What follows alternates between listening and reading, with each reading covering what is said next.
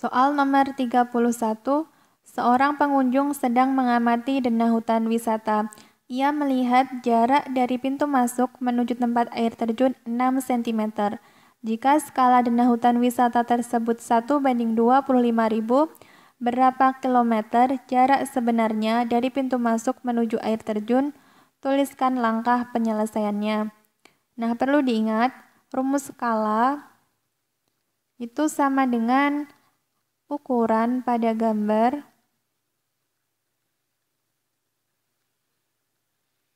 dibanding ukuran sebenarnya.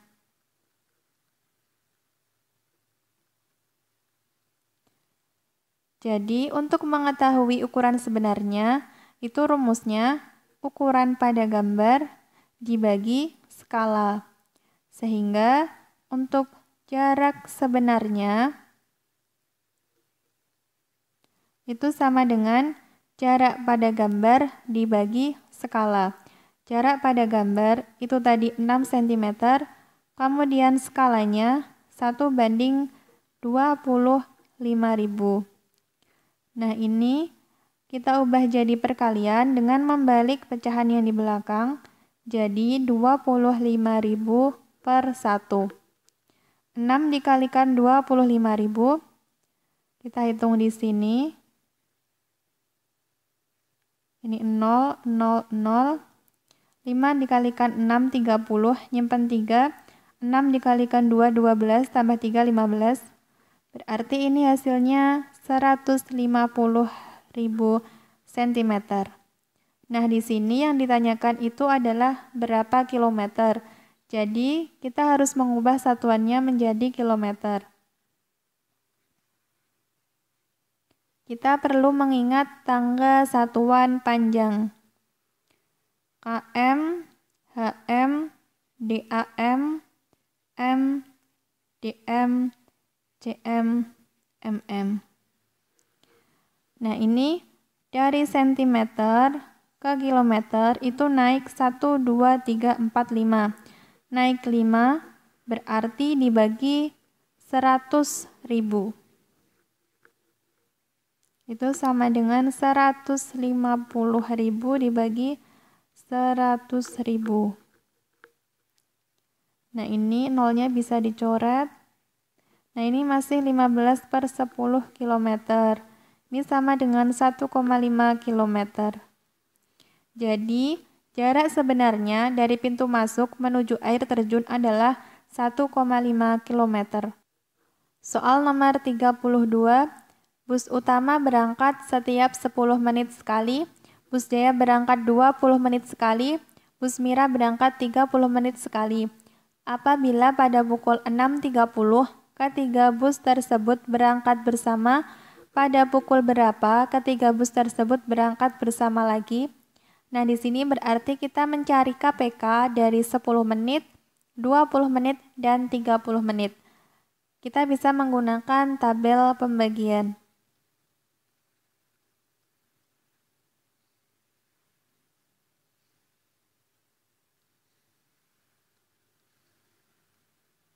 Nah, untuk pembaginya itu merupakan bilangan prima. Kemudian nanti pembagian itu akan selesai jika di sini nanti hasilnya 1 semua.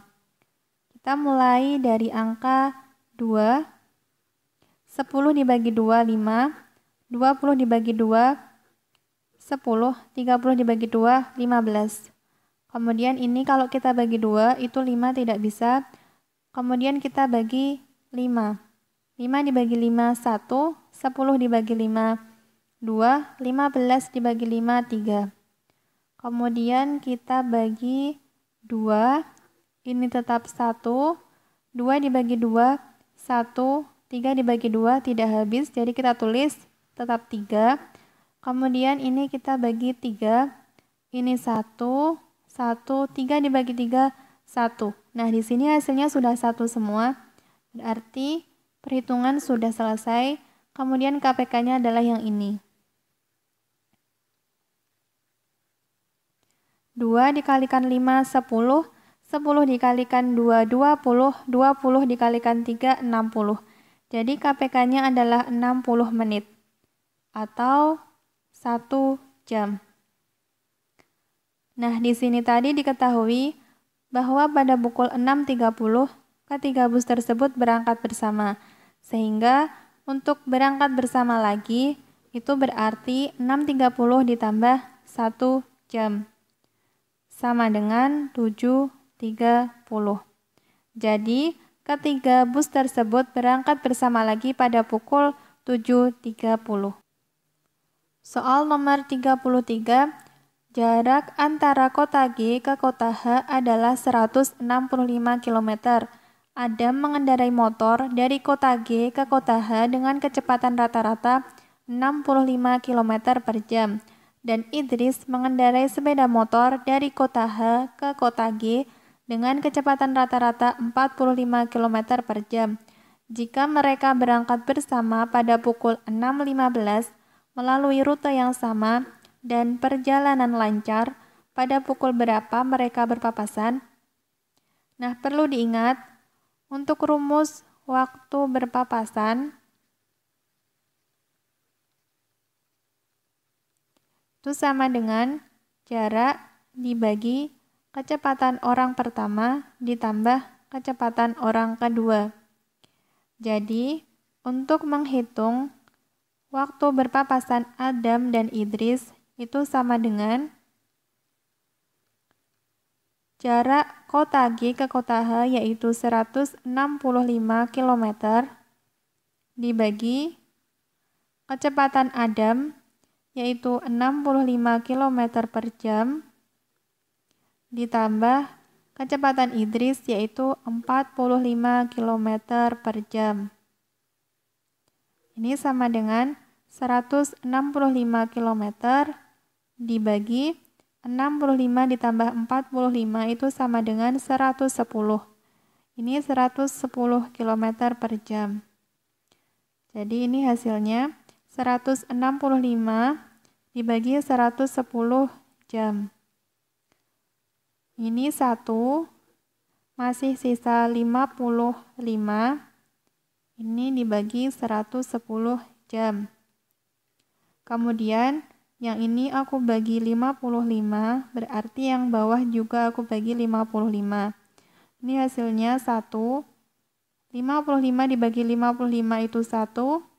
110 dibagi 55 itu 2. Jadi hasilnya 1,5 jam. Nah, di sini tadi diketahui bahwa mereka berangkat pukul 6.15. Jadi waktu berpapasannya itu adalah 1,5 jam setelah pukul 6.15. Nah, untuk memudahkan menghitung, ini aku tambah 1 jam dulu. Itu hasilnya 0,715. Kemudian baru aku tambah setengah jam. Ini hasilnya 7.45. Jadi, mereka berpapasan pada pukul 7.45. Soal nomor 34, perhatikan gambar di bawah ini. Tabung A adalah tabung yang berisi penuh dengan air. Tabung B dan C adalah tabung padat yang terbuat dari besi. Jika tabung B dan C secara bersamaan dimasukkan ke tabung A, berapakah volume air yang tumpah dari tabung A? Nah, untuk mengetahui volume air yang tumpah, kita hitung terlebih dahulu volume dari ketiga tabung. Kita mulai dari volume tabung A, itu rumusnya Pi dikalikan R kuadrat dikalikan T. Pi-nya kita menggunakan 3,14, R-nya itu 15, kemudian tingginya 20. 3,14 dikalikan 15 dikalikan 15 dikalikan 20 itu adalah 300. Ini sama dengan 3,14 dikalikan 15 dikalikan 300 itu hasilnya 4.500. Kemudian ini kita hitung 4.500 dikalikan 3,14. 4 dikalikan 0, 0, 4 dikalikan 0, 0, 4 dikalikan 5, 20, nyimpen 2, 4 dikalikan 4, 16 ditambah 2, 18, 1 dikalikan 0, 0, 1 dikalikan 0, 0, 1 dikalikan 5, 5, 1 dikalikan 4, 4, 3 dikalikan 0, 0, 3 dikalikan 0, 0, 3 dikalikan 5, 15, nyimpan 1, 3 dikalikan 4, 12, ditambah 1, 13.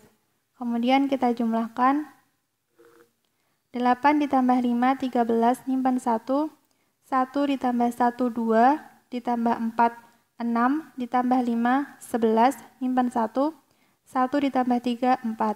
Ini 1. Kemudian di sini tadi ada 2 angka di belakang koma, jadi ini bisa kita coret. Kemudian ini hasilnya 14.130. Selanjutnya, kita hitung volume tabung B. Nah, kita lihat di sini, B ini jari-jarinya 7 cm, tingginya 20. Kemudian yang C, jari-jarinya 7 cm, kemudian tingginya 20. Jadi, volume tabung B itu sama dengan volume tabung C. Sehingga kita hitung salah satu saja.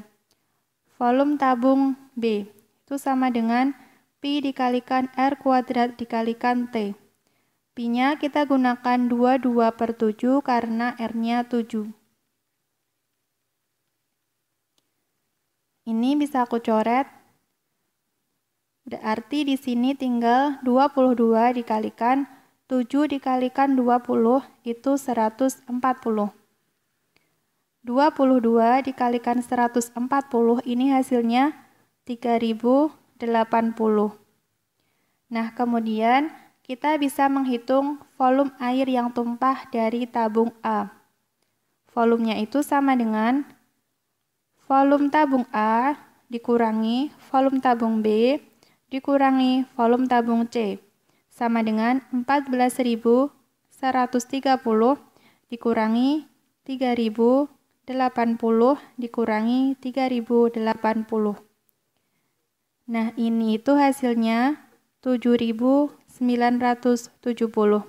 Jadi, volume air yang tumpah dari tabung A adalah 7.970 cm3. Soal nomor 35. Pada Hari Kesehatan Sedunia, Karang Taruna Desa Madujaya melakukan kegiatan donor darah secara besar-besaran.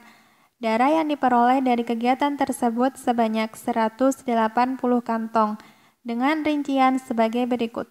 Golongan darah A berjumlah 50 kantong, golongan darah B berjumlah 30 kantong, golongan darah O berjumlah 80 kantong, sisanya adalah golongan darah AB. Sajikan data di atas dalam bentuk A. Tabel, B. Diagram lingkaran. Kita kerjakan yang A terlebih dahulu, yaitu tabel. Sebelum menyajikan dalam bentuk tabel, kita cari dulu jumlah kantong dari golongan darah AB.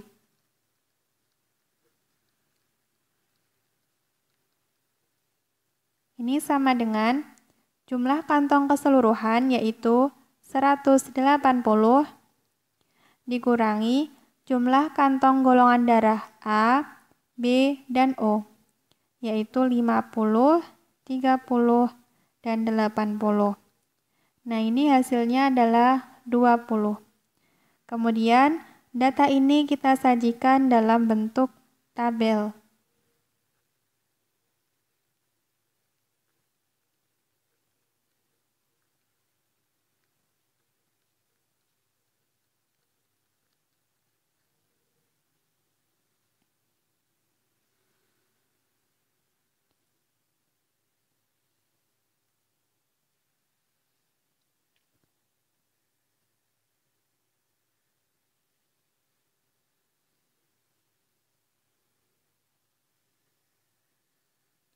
Nomor 1, golongan darah A berjumlah 50 kantong, golongan darah B berjumlah 30 kantong, kemudian golongan darah O berjumlah 80 kantong, dan golongan darah AB berjumlah 20 kantong. Nah, ini data yang disajikan dalam bentuk tabel. Selanjutnya, kita akan mengerjakan yang B, yaitu diagram lingkaran. Sebelum menggambar diagram lingkaran, kita cari terlebih dahulu besar sudut dari masing-masing golongan darah. Kita mulai dari golongan darah A, itu sama dengan 50 dibagi jumlah kantong keseluruhan, yaitu 180 dikalikan 360 derajat. 360 derajat dibagi 180 itu hasilnya 2 derajat. Jadi ini 50 dikalikan 2 derajat sama dengan 100 derajat. Kemudian yang B, 30 dibagi 180 dikalikan 360 derajat. Ini tadi hasilnya 2 derajat. Jadi 30 dikalikan 2 derajat sama dengan 60 derajat. Kemudian golongan darah O sama dengan 80 dibagi 180 dikalikan 360 derajat. Ini sama dengan 80 dikalikan 2 derajat sama dengan 160 derajat. Dan yang terakhir AB sama dengan 20 dibagi 180 dikalikan 360 derajat. Ini sama dengan 20 dikalikan 2 derajat sama dengan 40 derajat. Nah, dari sini kita bisa menggambar diagram lingkarannya. Di sini saya menggambar diagram lingkaran tanpa jangka dan busur karena di sini tidak ada. Nah, untuk adik-adik di rumah, nanti untuk menggambar diagram lingkaran menggunakan jangka dan busur.